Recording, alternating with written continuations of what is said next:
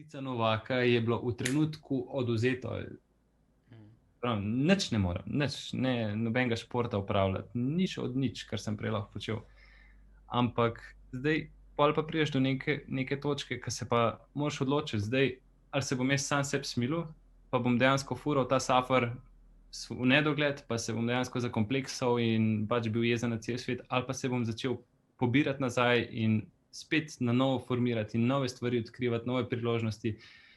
In dejansko sem prišel do tega, da včasih v življenju, tudi če zabiješ tisto najhujše dno, tisto največjo temno plat, da ne vidiš niti luči več na koncu tunela, takrat imaš dve izkušnje. Ali boš zaključil svojo življenjsko pot, eni se odločijo za samomor in ne vem kaj vse, ali pa se boš še takrat pobral in gradil nove temelje, ko bojo toliko močnejši od tistih, kar si jih imel prej, da si tudi predstavljati ne moreš.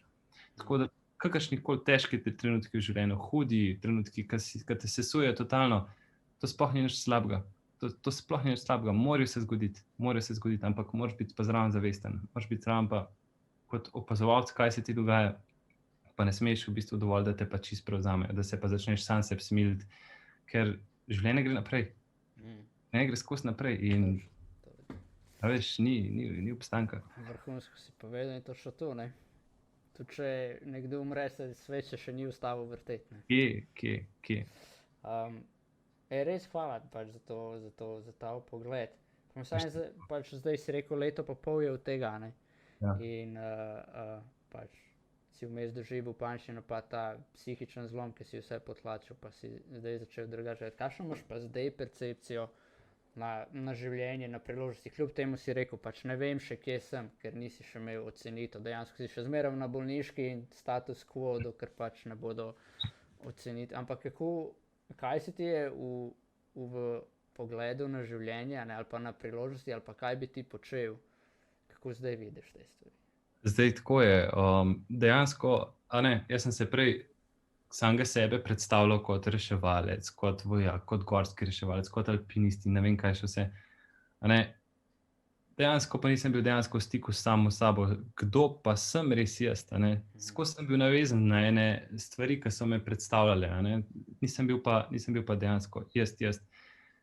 In začel sem po temu ceniti tiste najmanjše stvari, kakor jih lahko sploh dobiš. Jaz sem jokal, ko dež presežen ti, ker sem prišel z bolnice, ker sem jedel kosilo doma, ker mi je skuhala doma moja kosilka, ker sem tisto nebolnišnično hrano jedel.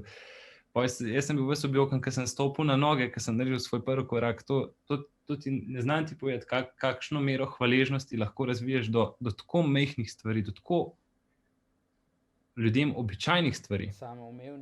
Samoumevnih stvari. Da si tudi predstavljati ne znaš. In dejansko zdaj po temu jaz kamorkoli grem, mislim, sej imam tudi slabe dneve, sej me zabije tudi kaj dol, ampak nobena stvar me več ne potolče tako, kakor me je prej. Nobena stvar se name ne prime več tako, kakor se je prej, ker vem, da ni vreden. Dejansko ni vreden.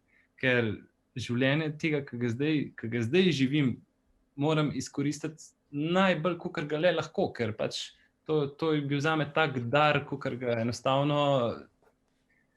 Pač življenje je zame največji dar, ki ga lahko dobiš. In stvar, ki ti jo lahko povem, zdaj, če ne bom šel opisovati tiste dogodke, ki sem jih doživel v nesreči, ampak dejansko tako, ko opisujejo, tam je bila zmer tako čudna, ko opisujejo nebesa, pač, da je to nek raj, da je to neki ne vem kaj vsega. V bistvu zame je bila to ena taka pretveza, jaz sem izkusil neko drugo stran, sem videl neke stvari, ki se jih še do danes ne razlagam, ampak dejansko, kar sem videl to, ti v vlogi človeka si sposoben čutiti lepe stvari ali pa slabe stvari. Na tebi odločitev, kaj se boš odločil.